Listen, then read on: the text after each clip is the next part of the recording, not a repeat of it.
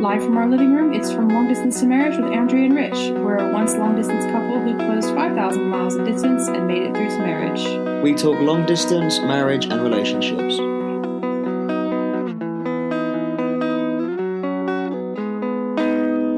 Hi, and welcome to episode 14 of From Long Distance to Marriage. Apologies for our little hiatus last week. We were extremely jet-lagged and needed to get our house back in order. As you can tell from my voice, I'm battling yet another cold, and as you'll tell from Rich's voice, say hello. Hello. He's also battling a cold. So bear with us. We'll try not to sniffle too much throughout this recording. But today we're going to be talking about, first of all, we're going to give you a little rundown of our visit to America and what wonderful things we got up to. We did post a fair amount of stories and pictures to Instagram, so you could keep up with us along the way. But also we want to talk about the first time, what it's like to go home and visit your family after you've moved for long distance, and just kind of what it can be like, going back, what to expect, and kind of my experiences with that. So first of all, babe, what was your favorite thing that we did when we were away? Probably the basketball. Basketball game? Yeah, we went to the Lakers. Yeah, we saw a Lakers game in LA. That was really fun with my sister and her husband, double date. That was really good. They did lose, unfortunately. But it was my first sort of sporting event, like proper sporting event. It was my first basketball game. I've been to baseball and football games in America, but never. Yeah, so it was nice. And then, so there's double date. It was nice even out. First time we'd really been in sort of downtown LA. Saw the homeless crisis there, didn't we? Yeah, that was weird. That was just driving in. So the Staples Center is kind of pretty downtown. And, there were tents and trash. Just garbage everywhere, yeah. People picking through it. My sister said that that's a lot more of a recent thing. It certainly wasn't. We didn't go to LA a lot when I was a little kid. But when we did, I don't remember it ever being like that. Yeah, that was fun. And then, what else did we do? We went to Universal Studios. Oh, right, that was fun. That was really fun, and it was tons of us. Rich's mom and stepdad were out there at the same time, so we did see them a couple times. They were mainly doing sightseeing and kind of traveling around California and Arizona. But they went, my sister, her husband, and kids went, both my parents went, and my brother popped up for the day, and then us. And that was really good. Rich isn't too big into rides and stuff, so he avoided that kind of thing, but there's still tons to look at. We did the studio tour, which is probably your favorite thing, wasn't it, from the day? The studio tour? Yeah, but I like the gift shops too. You like the gift shops? The studio tour is pretty cool because you can see different sets. We drove to the set where they're filming The Good Place, which we've recently gotten into watching, so that was kind of fun. They've got the house where the old Psycho film was made. They've got some of the sets from Jaws, yeah. I was going to say Jurassic Park, but I didn't mean that. They did have Jurassic Park. Well, the little Jurassic Park exhibit area, yeah, the cars. I don't know that they filmed anything there. Yeah, and they have some simulators that the tour bus stops in, and there's a King Kong one where it looks like it's all video screens and stuff. Anyways, that was really cool. And recently at the Universal Studios Hollywood, they've added all the Harry Potter stuff. So there's now the Hogsmeade Village that leads up to Hogwarts, and it was really good. I think it's smaller than the one in Orlando seems to be, but it was really good. And in the evening, they do a light show onto the castle on the outside of it, and it was really, really good. It was fun. And we had a great time just being with the family, seeing some rides. Oh, we did the Walking Dead experience. And you nearly had to change your plans, didn't you? Yeah. It's funny because I love horror movies. I love scary stuff. I love watching a movie and having that I'm scared feeling, but I don't like it in real life. And it wasn't even real, but it's basically for those of you that watch The Walking Dead, it's the hospital that Rick wakes up in episode 1 or 2 or whatever it is, where it has don't open dead inside written on the doors. So it's you're walking through this hospital, and they said when we went in, no one's going to touch you, but there's actors dressed up as zombies, and they lunge at you, and they come up to you, but they don't touch you. And that's probably the only reason I agreed to go in, because I don't I've never liked, at fairs and carnivals, the haunted house stuff where people jump out and touch you. But there was one point, there's this hallway, and it's got a bit of a curve in it, and in the middle was a guy, and there's he's behind a chain link fence, and there's a hole in it, and he was putting his arm through, like pawing out at us, and I'm like gripped onto you. And my mom was walking behind like it's no big thing. Your mom was pretty creeped out too, I think. And I'm grasping onto your arm, and we walk around the corner, and I didn't realize that there was a security guard behind us. Yeah, you bumped into him. And I bumped into him, and he was like, "Excuse you." And I just turned, and I said, "Ah!" It scared the crap out of me. But yeah, it was a good day. It was a very good day. And we also did lots of shopping, which was fun for my family. And we also got to spend a lot of time with my best friend, and I got to spend time with her on her own. And I got to see a lot of people that I haven't seen in a long time. Christmas was quite the busy affair. There was like 24 people at my sister's house. Too many people. It's funny, my nephew the next day was like, my 6-year-old nephew, mind you, there were a lot of people at the house yesterday. I thought for sure someone was going to break something. He's a little worrier. But yeah, it was great. We were there for just under 2 weeks, and we got back Saturday? Last Saturday. So we've been home for just over a week now. Finally have passed the jet lag stage. For me, it took me quite a few days. You seemed to do okay with it after the first couple of days. I thought we slept forever on Sunday. Oh my gosh, yeah, so we got back Saturday. I managed to sleep a couple hours on the flight. You didn't sleep at all. Not even a minute. So I was okay during the day, because what happens is when you leave Los Angeles to fly to London, at least the airlines that we've always used, it's an overnight flight. So you leave at like 4 or 5 o'clock in the afternoon in LA, fly for the night, and then you land in London at like 10 or 11 in the morning. So you have to be awake all day. Yeah, so it's best to try and sleep on the flight, and then you have some juice to get you through to the end of the day. So I did, which was good, and I felt pretty okay. You were a bit tired, but you had a few second winds, lots of coffee, sorted you out. I haven't got much coffee, but I just kept busy. Yeah. I tried stuff to do, and then... Well, we did, we got home, we went out and got some lunch, and we had to get, some, a few things from the grocery store, and then we came home, unpacked, took showers, and then, started getting dinner ready. We had stuff to do to keep us busy. But then the next morning, I woke up at, 4, and was wide awake until about 5:30, and you were dead to the world. Then I went back to sleep and thought, I'll wake up in a couple hours, that'll be good. And the next time I opened my eyes, it was 10 past 11, and I was like, holy crap. And I went, babe, wake up! We need to get up. And you're like, why? I'm like, it's 11. And you're like, so? So then we dozed until probably about 11:45, and I thought, this is going to be bad, we're not going to be able to sleep tonight. So we got up. I'd been awake for 31 hours, though. Yeah, you had, yeah, but it would have been better if we had just slept for 10 hours instead of 13. Yeah. Although it didn't seem to affect you very much. So that day, we just had to do some bits, finish some Christmas shopping. And then, I couldn't get to sleep until almost 5 the next morning. We had a few days off work, which is good, before we had to go back. But we still had lots to do, with family on Rich's side, because we hadn't seen any of them for actual Christmas. So it was a bit rough. And then by the time we went back to work on Wednesday, on the 2nd, it was... I hadn't had much sleep, but we've survived, and it was really, really good. We got to eat amazing food. None of my jeans fit now that we're back. Although after a few days they do, but I was pretty bloated when we got back.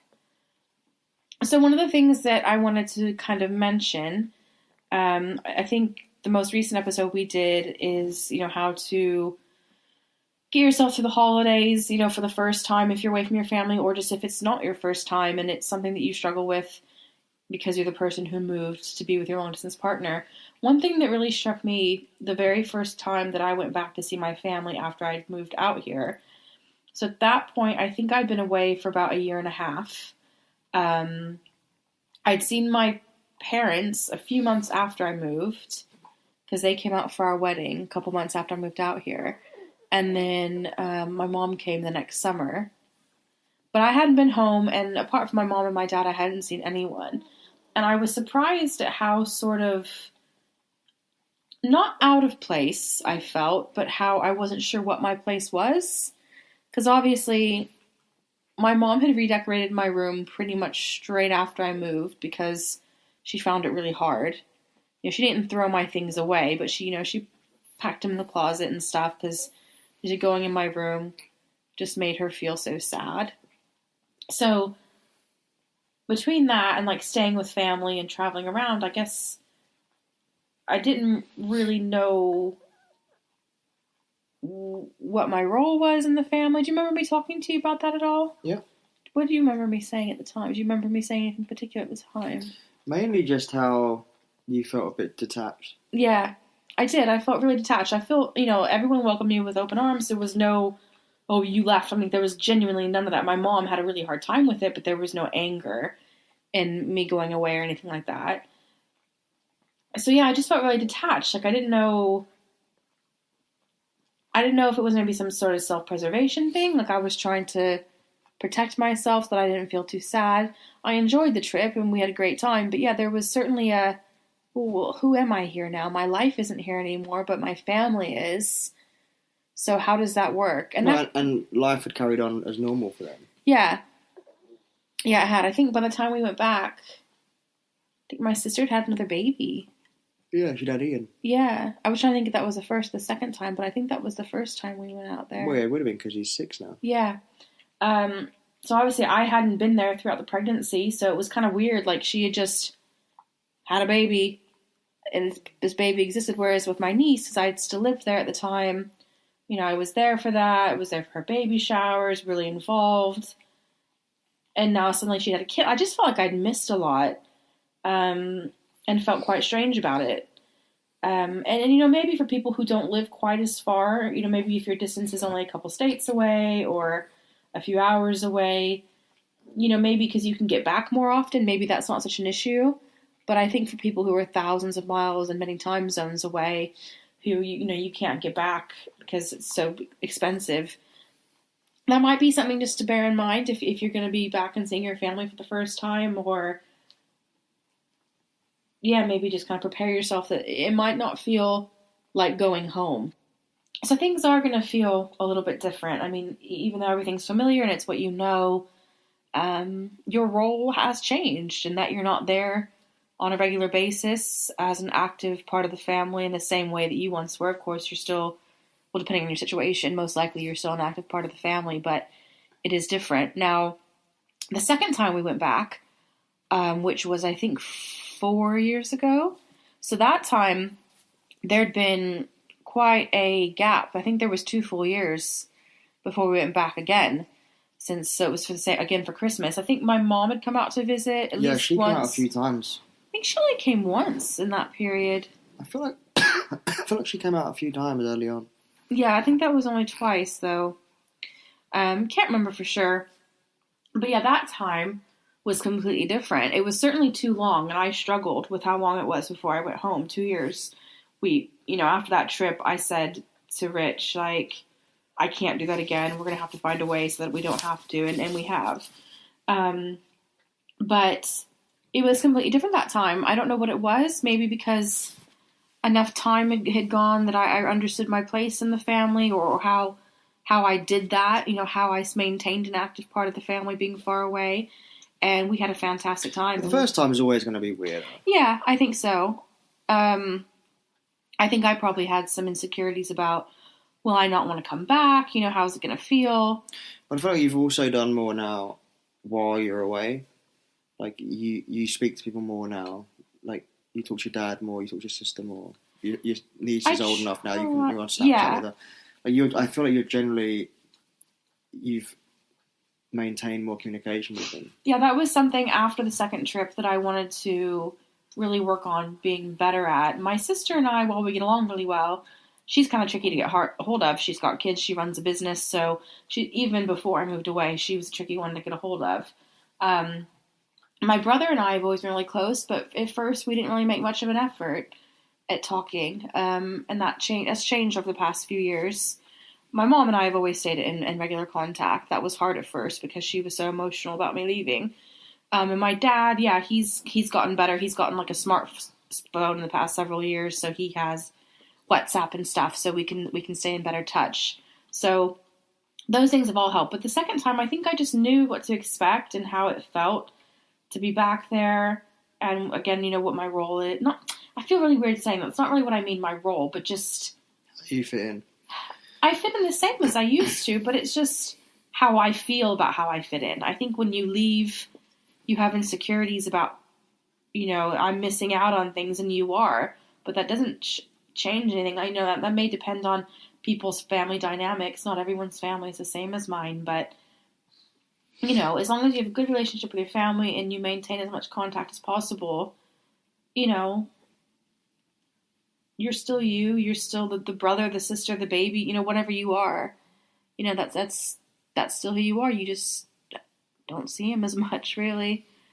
But yeah, I genuinely think that each time I've gone out there, since I moved here, I slot back into being that version of me a little bit more easily, if that makes sense. Mm-hmm.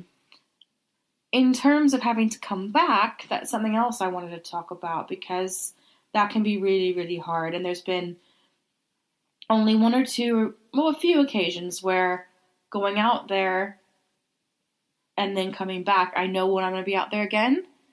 And that always makes it a lot easier. Or when someone else isn't going to be coming out to visit. So, for instance, it wasn't until I think when I went out on my own 3 years ago, I think, for Thanksgiving, which stayed here and let me have some, one-on-one time with my family. And before I'd gone out there, we'd already arranged that my brother was going to come out and visit in the spring. And my parents had already started about coming the next summer to be here for our 30th birthdays. So I was there in November. Saying goodbye to my brother was easy because I was going to see him in March. And then while I was out there, my parents booked their flight to come in September. So I had all this stuff to look forward to. And I have found that for me, that is a huge part of survival. Knowing, right, this many months till I see someone again, whether they're coming here or I'm going there. And that's great. And I've also found sometimes that people coming to visit us makes me feel like I get more one-on-one or quality time. Because when we go to visit people there, it's great because we can see everyone. But we do feel a little bit robbed for time with everyone, don't we? Yeah. It is a mad dash to see my best friend and then, family friends. And then because we're there for so long, and like, for example, my sister, she runs her own business, so she can only take so much time off. My brother-in-law has to arrange his vacation time like a year in advance, so he can't always arrange for it to be off. So basically, when we're there, apart from my mom and my dad, everyone's life is still the day-to-day. So we fit in around that. However, when people come here, they usually only come for about a week. We can take that much time off work, and we're just full on together nonstop. And also, it's only a small fraction of the family. We've never had everyone come visit at once. We just don't have the room, and it's never worked for everyone. So it's either like my parents come, or my sister and her family comes, or my brother comes. So this time was hard, I think, to come back a little bit. I mean, it always is. I always cry at the airport when my parents drop us off, and like fumble through check-in, to get myself together. But we do know that we're going back in May for my brother's wedding. And we know that my sister's coming to visit with her family in November for Thanksgiving. So there are a lot of things to look forward to. But in terms of what I try and do to make the transition into coming back here a little bit easier, we usually, when we go for Christmas, we're getting back just before the new year. I throw myself into planning goals and, making plans for the new year. We usually see some of your family, and that's a good distraction. Get back to work. And just hit the ground running on resuming life, really. I try not to wallow too much in being sad and being homesick, because that doesn't help at all. This time the jet lag was so bad and I was up so much at night that was kind of hard, not thinking about stuff like that, in the wee hours when you're just wide awake. But really, you've got your partner and you got to talk to them. And can you explain some of the things you try and do to help me when we come back and I'm pretty sad? Oh, really? No? No. I just try and console you. Well, how?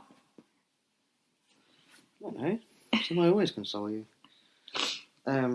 He does do stuff. I just talk you through it. Yeah, you just comforting, and you let me pick what we do. If I want to go see a movie, you just kind of put me in charge, really, of whatever you want. for the next few days completely. You know, whatever's going to make you feel better. And, like, you know, you are getting the things that make you feel comforted. You know, that's what you kind of always try to do for me and make me feel a bit better. The other thing that we both try to focus on, or I try to focus on, but you also try to remind me of, is just think about all the wonderful memories we made. And I always look at it as going home to, it's like going to my love petrol station or my love gas station, and I just fill up on family memories and love, and that carries me through to the next time. And we did get to do some amazing stuff, and we had a lot of fun this trip. So it was everything I really needed for now to carry me through till May. So we're back home. Going to start doing some great planning for the podcast, doing some more blogs. Getting some guests. Yeah, getting some guests. We've been talking about that for a long time. We are still working on that. So yeah, thank you guys for bearing with us in our leave of absence. Happy to be back at it and back on Instagram talking with everyone. Again, if you have any questions, email us. We do read everything. And where can they find us, babe? On the internet. Where? longdistancemarriage.co.uk? God, we've been away so or long. is it .com? Hold on. We've been away so long we don't remember our website. And we're all muffled out on cold medicine too, so apologies for that. .com. Longdistancemarriage.com. And what's our Insta? Oh, testing me today. You usually do these things on your own. It's at Mr. and Mrs. Distance. Yeah, Mr. and Mrs. Distance. Okay, we do more on Instagram and Twitter, so it's probably the best place to catch us. Yes. Right, thank you everyone. Happy New Year. And we're looking forward to spending 2019 with you. Bye. Bye.